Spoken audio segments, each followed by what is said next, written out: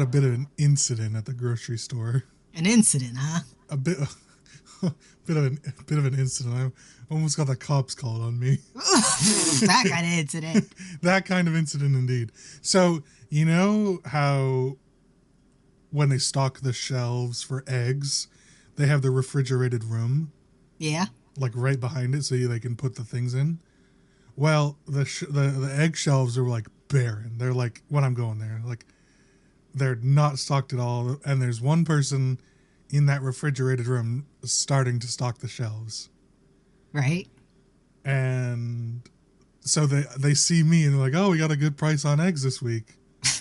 And I'm like, oh, cool. I'm going to get a couple. I don't remember what I said, but I said something. I'm like, I'm going to buy some. Egg small talk. Yeah. And then I put some in my cart and I'm like, how much for you? As like, a joke. Yeah. They are not a white person. Let's just put that out. Let's put that out of the way right now. They said what? And I decided it would be a good idea to repeat the joke. Yeah, you repeated it. And they said they're saying that I'm spewing hate speech at them. And they threatened to call the police on me. And do you want to know what I did? What did you do? I bought another thing of eggs and left. I did not say another word to them. I just closed my mouth and walked away. And I assume that they just carried on with their job. I like that you repeated it. They gave you the out and you repeated it. Well, I thought they didn't hear me because you know me, like that's not where the joke was going. Yeah. And I'm like, oh yeah, that's kind of funny. Like, it's like a lovable one. Like, oh, how much funny for you? But that's amazing. Finger guns, and then they're just like, excuse me, and I'm like, only later did I realize. Well, I realized when they, threatened to call the police. But I'm like, I understand why that joke like didn't land against a complete stranger.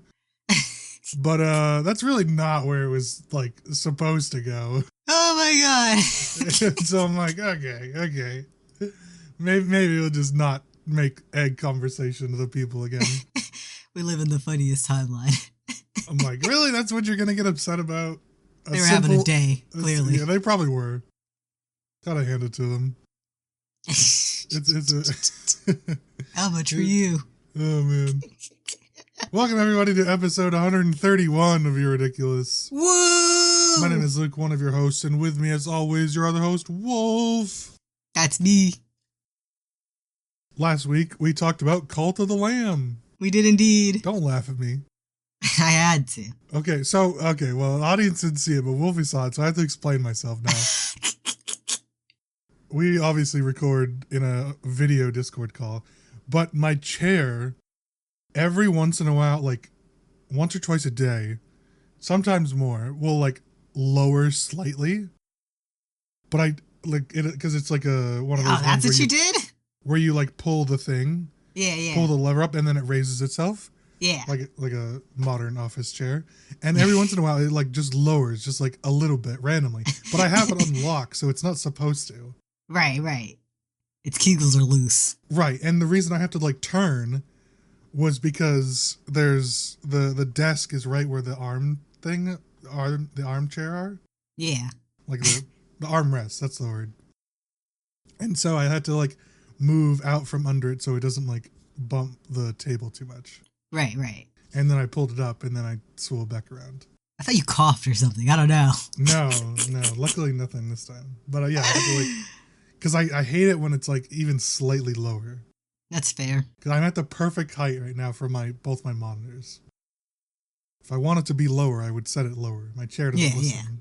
Yeah. Anyways, enough about me and all my adventures. Last week we talked about Cult of the Lamb. Yep. This week we're not though. Something else, something new. Well, new to us. No, it's not new. New to us. New to the people listening. Yeah, they probably never heard of it. They probably never gave it a chance.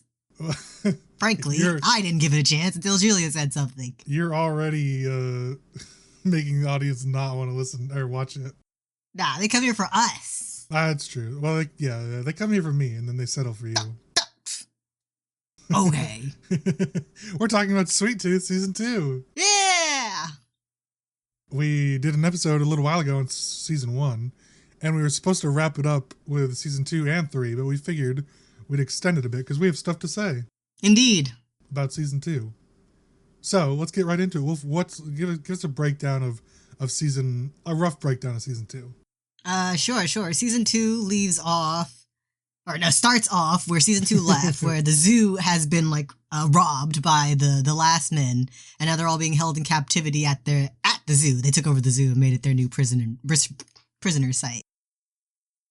And it's the season as a whole is about rescuing the kids from the zoo. We also get a bit of, background on the world at large about what's been happening in the last, 11 years? That's how old Gus is? Yeah. Well, Gus is, I think they say 9 years since, the collapse or the crumble. Oh, okay. Because Gus has been alive for a little bit before that. Right. Because he was a kid right as it broke out. Yeah. He was the first. He was the first. Do you want to break it down by, characters and plot? Probably, yeah. A lot. Okay. There's lots of A and B and C plots going on. Here's one that I think is a good one to start with, because let's start with Big Man. Okay. Because he ends, the Season 1 on a cliffhanger, right? Yeah. They think he's presumed dead. Presumed dead. Now, I never believed it for a second. I believed it. I was so upset. Did you really? I did. No way. I mean, it's a convincing sort of plot point because they shot him where it would conceivably kill him.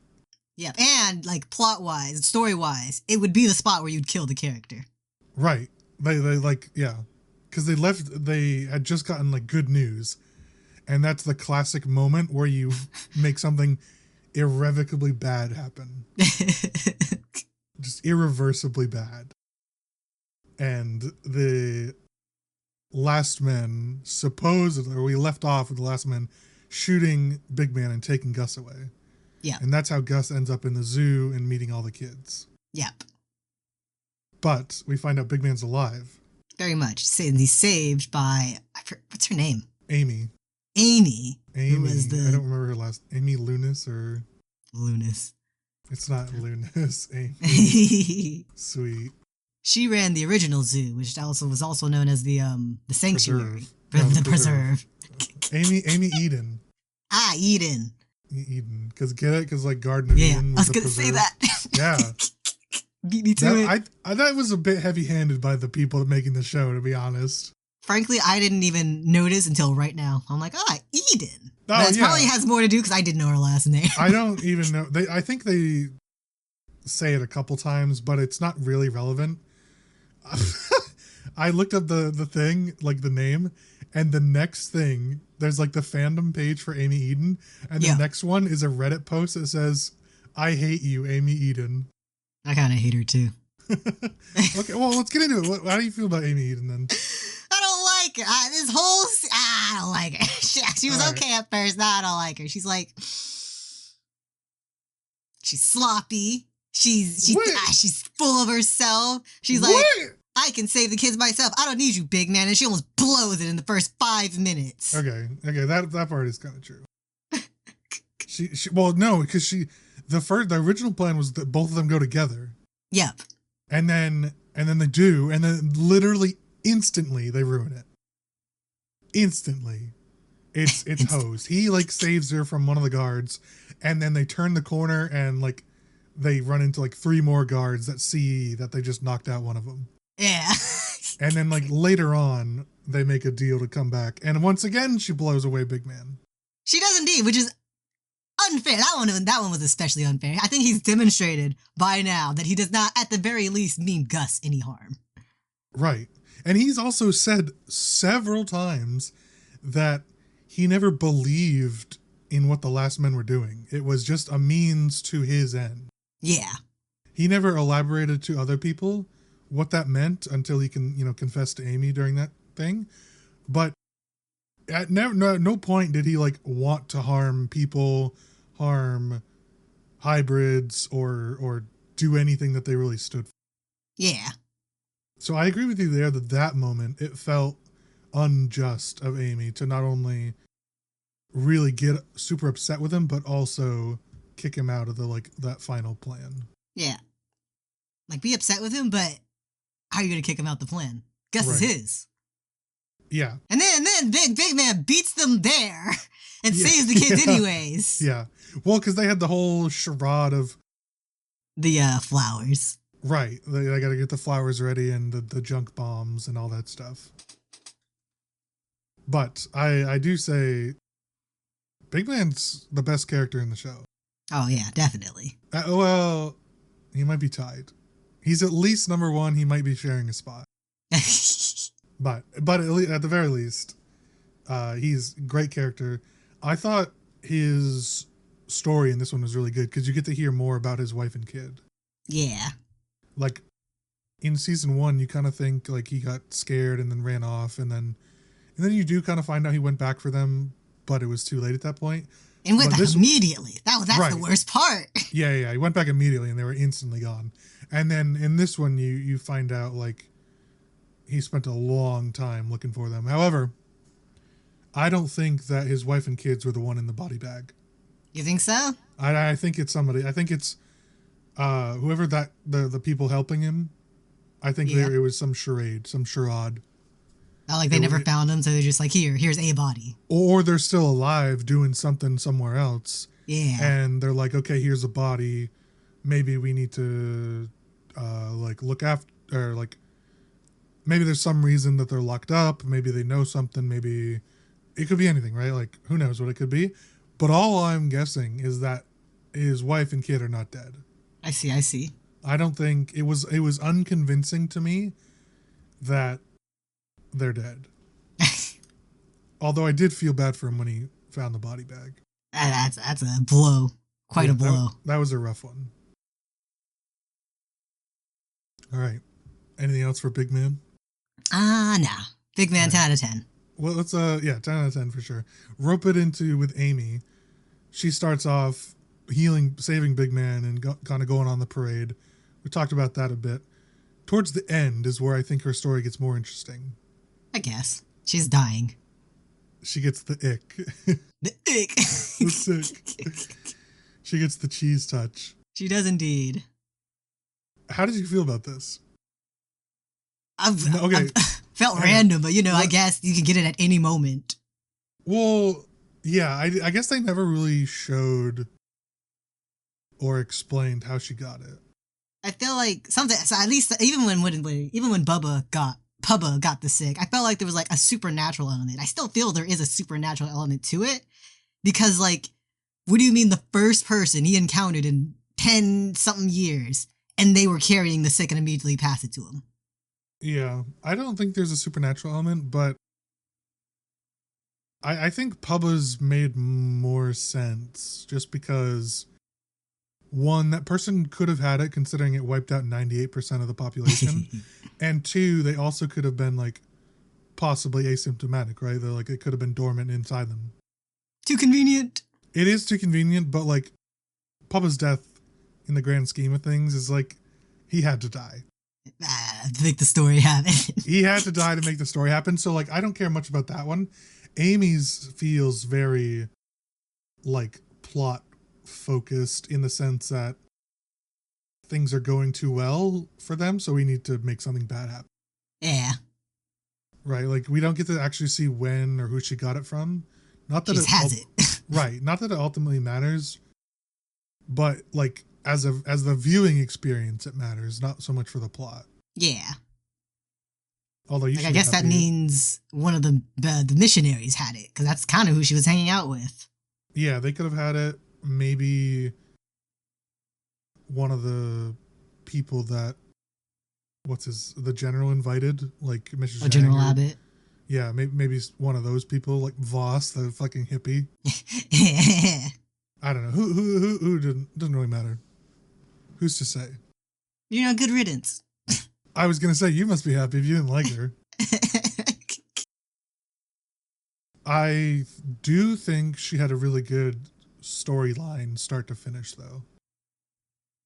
She did more this season for sure. I think she had more, I guess, more to offer, really, because she didn't do a lot, technically, but... What do you mean? She saved, like, 20 kids. Big Man saved, like, 20 kids. No. From the start, before they all get invaded, she ran the preserve, saving those kids. That was off screen. Right, but, like, I'm just talking about the story and her life as a whole.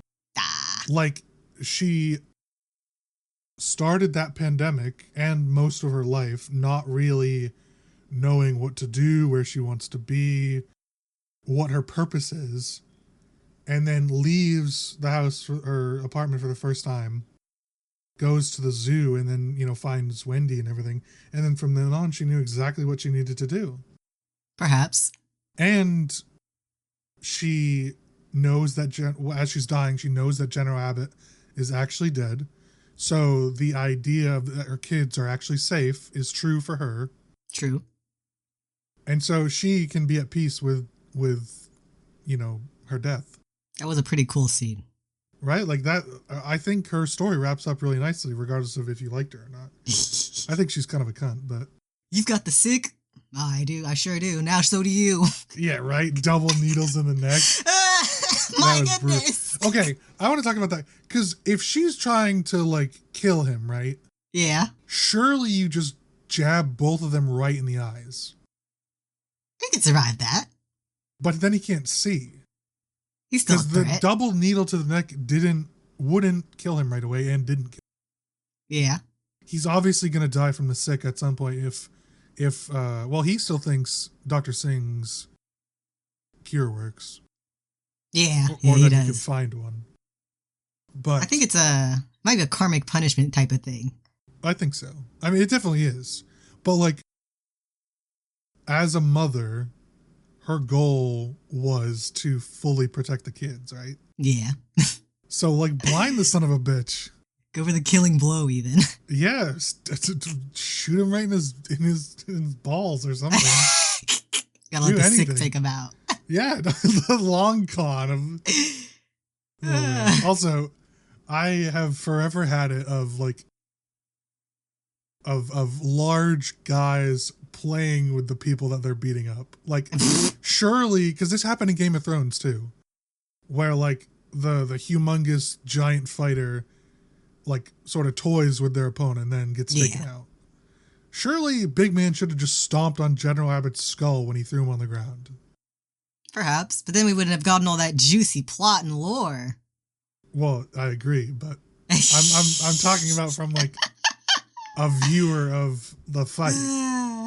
Stomp on his skull, just move on. What are we doing? Why are we trying to choke him out? On to the next thing. Right, like why are we having a conversation with him? Just move on. I don't know. Hunted children for a living. Just go for the kill. Yeah, just snap his neck. He's done it before. I don't know. Let's move right into General Abbott then, because they're all kind of interlinked. Yeah, he's great. I think he's my favorite, honestly. I like of the non-main characters, he's definitely the best one. I like the side plot of like his relationship with Johnny.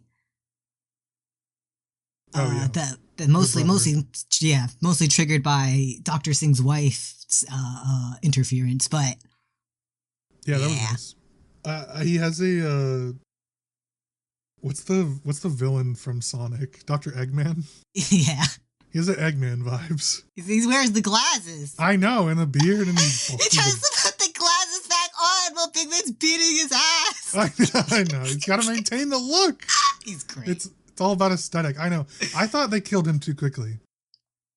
You think so? I'm going to be honest. I thought this was going to be the big baddie of the, like, all 3 seasons, because there's only 3 right now. Right. And do you know if there's any more coming? Well, not that I know of. I just know there's the 3rd. Okay. I don't actually know if there's more or not. But they set up the next villain for season 3. Yeah, the lady, the old lady. Yeah, Miss Zhang. That's her name. So, but like I was enjoying General Abbott. Yeah, he's a card. Right. He's entertaining. He was. I mean, he's one of those villains that like obviously he's doing bad things, but is very enjoyable to watch. Yeah. And that's great writing. Like I want a villain like that. Like there are some villains that you just like need to hate, and that's okay because that's how they're written. But there's also ones that's like, wow, you're terrible and obviously not doing good things, but I love when you're on screen. And that's General Habit. Really nice. What do you think about him shooting Johnny? Oh, it was great. I was like, I was like, maybe he won't. But I was like pretty sure he was gonna shoot him, but it would have been an interesting spin on it if he didn't shoot Johnny and actually did let him leave. Because he is playing up that like, that's my brother. I'd never hurt you. We're together forever. I'm your protector because that's what Mom told me to do. Right. And you know what? I think he would have let Johnny go if Johnny didn't pull the trigger. Because Johnny has demonstrated that he's a winner, and he can't. And General Abbott can't have that. Right. Yeah, it was interesting. It was entirely predictable that he was not going to make it out of there for me. But I do think you're right. I think it actually would have been more interesting if they let Johnny live. And I think it makes more sense to the relationship that they had to me. Yeah. Maybe my guess is that General Abbott thinks Johnny is sort of just too, lost in the sauce, got, mind messed up by like talking to the hybrids or something. And so he's like, quote unquote, saving his brother by killing him. Yeah. But who knows? I think it's that he was basically he's not going to defer. You can say he's going to defer to Abbott in the future, but he's demonstrated that he's willing to not do as he said. I think that's what their relationship depends on. Yeah, Abbott always has to be in control in that, especially in that relationship. Like, Abbott can say all the lovey stuff he wants, but like at the end of the day, he's got to have a lackey. Yeah. And you could quickly see that Johnny was being replaced by the woman. Yeah, the lady. She's not even named, but obviously she's like his hype guy. Yeah, right, exactly. So, moving on to possibly my two favorite characters as a group, at least, Addie and Rainie. Ah, yeah. Especially Addie, Dr. Singh. Yep. I could have a whole story just on these two. Like if this was like Sweet Tooth, but from their perspective and they're the main characters the whole time, I'd love it. You have so much going on. It's so good. I mentioned last time that I was getting sick of the Addie. Yeah. And now I can explain why. Oh. Because Rainie, yeah, that's Dr. Singh. Yeah, Rainie and Addie. Rainie said from the beginning that what it takes to keep her alive is really extreme and that there's no going back on it. And he said this multiple times. And now we're here. We're at the point, we're far past the point of no return. And she wants him to return. Yeah. That's not fair. Yeah, it's a really classic switch of perspectives from both characters. At first you're like, Dr. Singh is just like, I can't do this. It would like break my, code of ethics, my morals, all this stuff. And, Ronnie's like, well, you're doing it to save me and, maybe other people as well. Obviously you got to do it. And then at the very end, Rainie finds out that like hybrids are really just people. They're people. They're kids is what they're operating on. And so they have the complete switch, Addie gets obsessed over finding the cure, even over saving his wife. He just like, obviously that's his like priority, like number 2, but number 1 is really just figuring it out. Yeah. It's not even like his wife's sort of second nature. In fact, he even tells the guards to go back to her room because she's distracted. Yeah. It's like it's like the sunk cost fallacy, but he's honestly completely valid. It is, but like, there's eventually there's a cost that is too high to pay. I think they had time. Rainie rushed him. Addie rushed him. He was so close. It's right there, and then now he's not. Well, so do you think that Addie is going to find Gus to kill him? because the final thing he realized is that he was really close to the cure, but he's missing something. Yeah. And he thinks, and presumably we can attest to that, is that Gus is the missing piece. That is the conclusion he comes to after whatever episode that was. I think it was 5 or 6. But I think after he goes into the flowers and has his like hallucinogenic journey, also learning that the flowers are not lethal, which is real funny that no one's tested that until now. I know, right? I think that might have given him the real answer, and that the cure is in Antarctica. It's whatever went down in Antarctica. I mean, Alaska. Right, yeah, Alaska. So you think he's going there not in the hopes of tracking down Gus, but in the hopes of finding where it all started? Yeah, the real cure. Because I don't think Gus is the cure either. He's just going to be another temporary thing that wears off. Okay. Because, as we saw... Yeah. Oh, sorry. No, go ahead. Keep going. Patient Zero was that old lady. So if they need anyone's body, they need hers.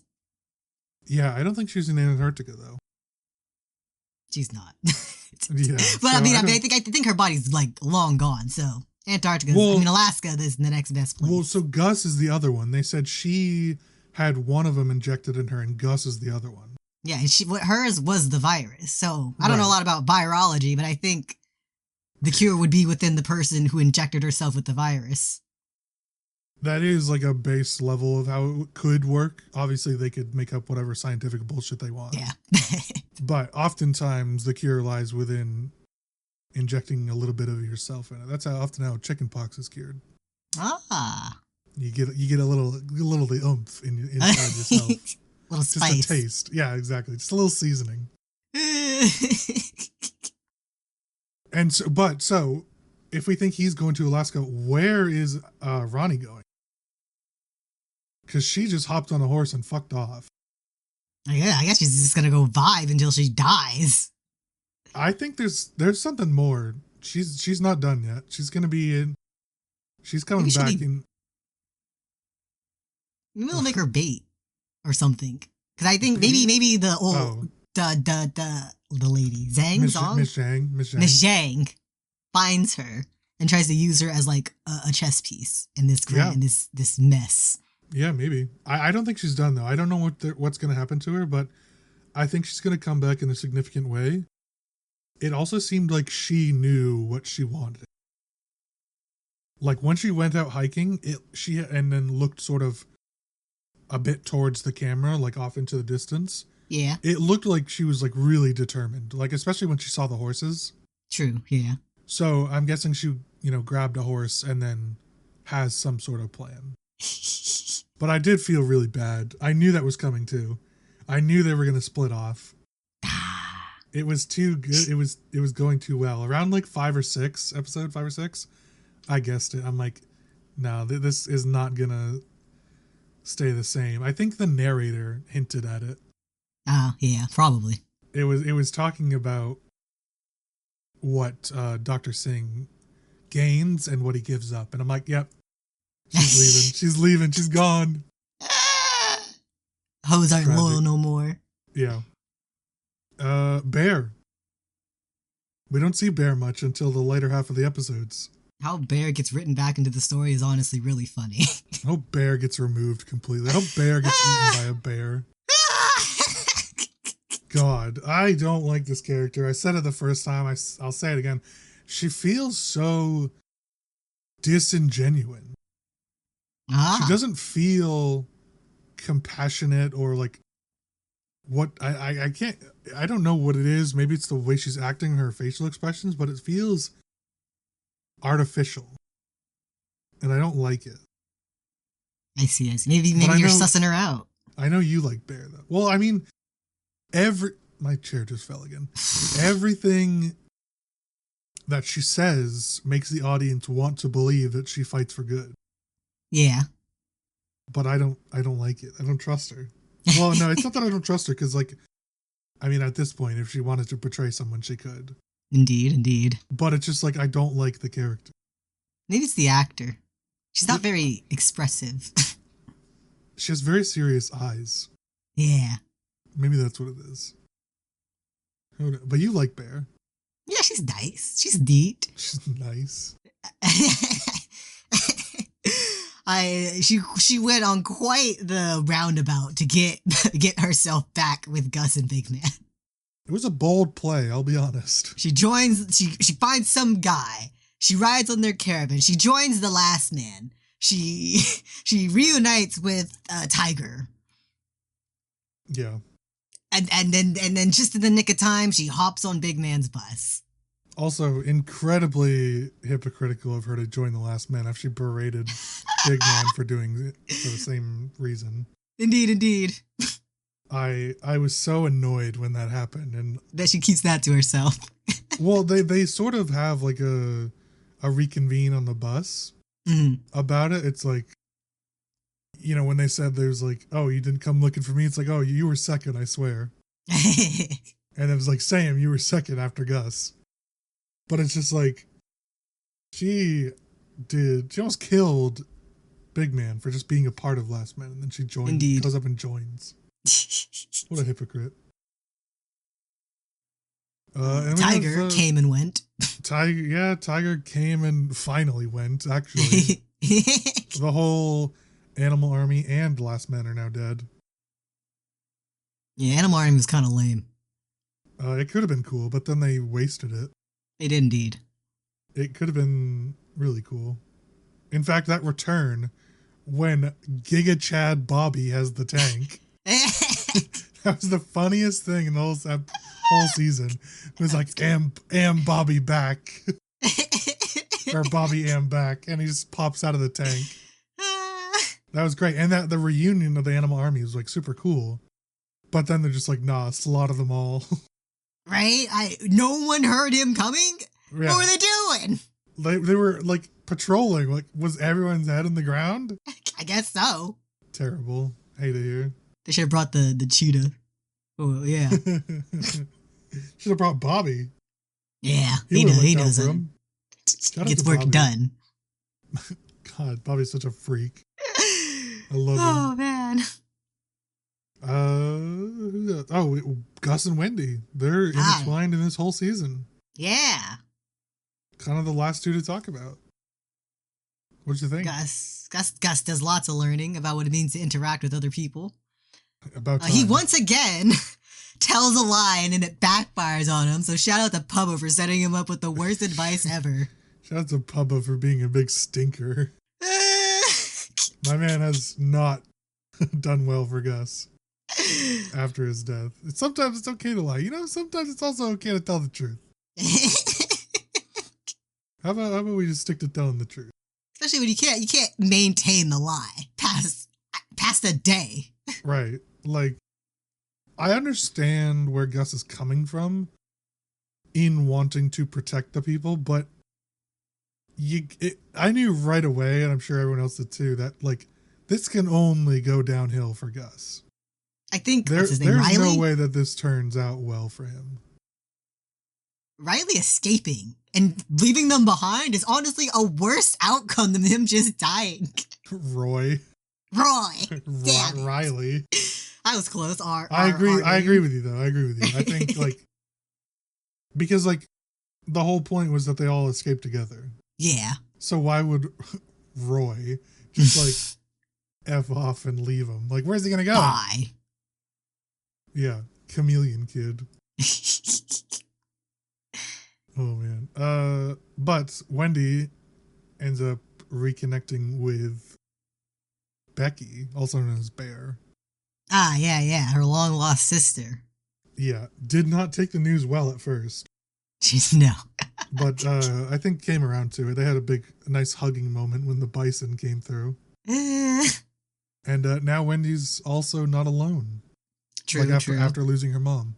Yeah, got a new mom now. That's right.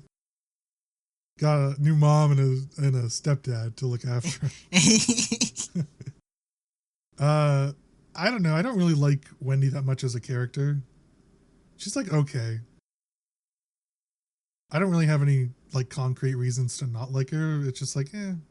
She gets lost in the large cast. Yeah, that's a really good way of putting it, I think. Because the cast are all like really heavy character. Like they're big. All the characters, Yeah. like not like size wise, but like Gus is a big character, right? Like Yeah. in what his backstory and his current the way he acts and everything and He's hybrid Jesus. right, yeah, literally. And so I think you kind of nailed it there. She gets lost really easy, and maybe that's why I don't really care for her. It's like I'd rather watch the characters that are really exciting. Like compare Wendy to General Abbott, right? Like Yeah. I want to watch General Abbott all the time. Wendy's cute. She's just chilling though. Oh yeah, there's she's totally fine. Shout out to like the just leaving 20 hybrids with those two couple that we found in the season 1. Yeah, like, we're gonna casually look after 20 brand new hybrids. Even just 20 children, my God. I know, right? As if children weren't enough. They're also all completely different hybrids. Some of them are nonverbal. I think most of them even. Yeah, probably true. So I hope those two speak sign language. Actually, it's not even real sign language. It's just like... It's their made-up sign language. Right. It's like half sign language, half just motions that they do. Because some of it, like the I love you and a couple of the other things were legit. Any of the fill in the blanks. True. Overall thoughts on this season? Great season. It did a great job setting up season 3, but like in an indirect way, because they kill their big bad and they're like, that has it hit the end of its momentum. But then the other things are starting up, but they don't depend on what the children and Gus and Big Man do. Though they are going to Alaska. Yeah, they closed a lot of good doors. They opened a few more, but they're not concrete about it. Yeah, the hallucinogen flowers also why I think there's still a supernatural element to this. Yeah, there's a little questioning for sure. Need answers on that one. Gus meets his real mom? Probably. Hopefully. That's probably her. The egg donor. Yeah, it's a good season. 9 out of 10, I think. Yeah, 9 out of 10. It's good. I liked it. I'm excited for season 3. Hopefully it delivers. I don't know if there's a season 4. I guess it depends for season 3. Sweet Magnolias. That's what it doesn't look like there's no release date. Oh. I mean, I'm just looking at the description. Yeah, that seems pretty final. Yeah, it says the release date as the series has ended after 3 seasons. All right. Gus makes a choice. You're just reading the description? I am. You fiend. The title's in the description. Oh. Well, I'm not going to read any more. I read the first sentence. Never mind. Oh, we'll see about that in a couple weeks. Give it season 2 of Sweet Tooth to watch if you haven't. It's pretty good.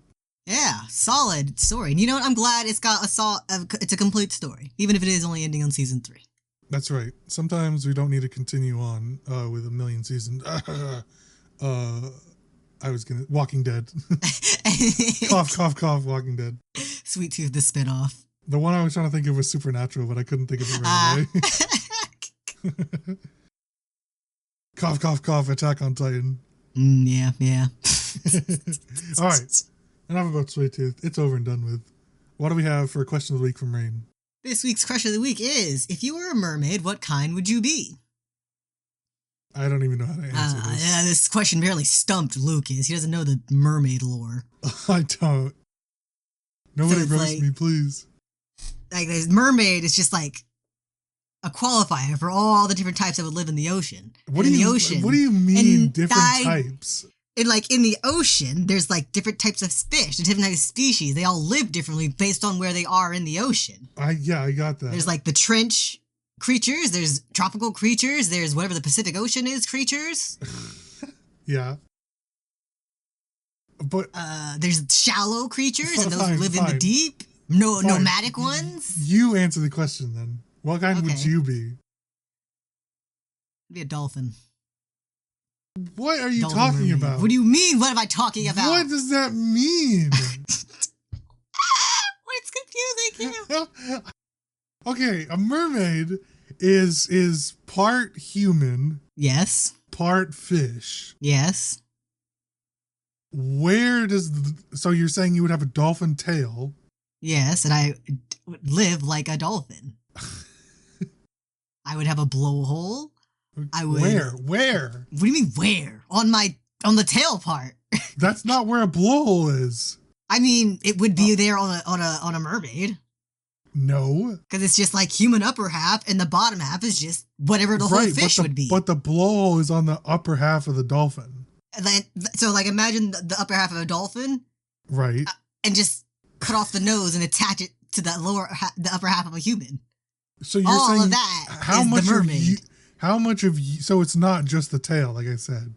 So you want a dolphin body. That's how mermaids work, yes. No. Like, okay, so you're saying you cut it, your mermaid body would start right after the blowhole. Pretty much. Or, like, so it starts where the head is. That's like 90% dolphin.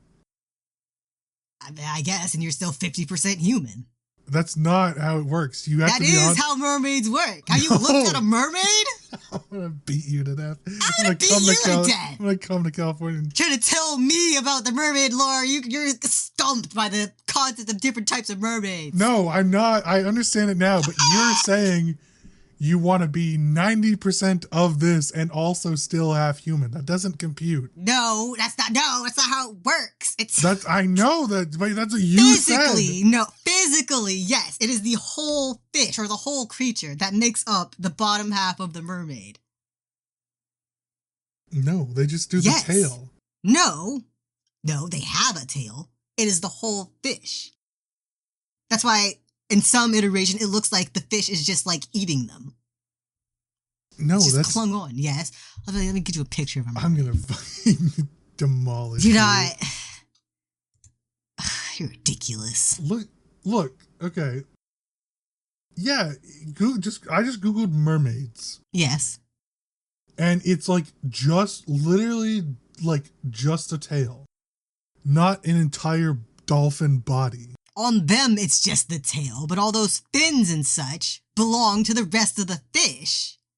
I don't think you understand how mermaids work. I don't think you understand how mermaids work. I think I understand how mermaids work. No. Like that. It appears it's just the tail, but it's more than just the tail of the fish. Because fish are only like 20% tail.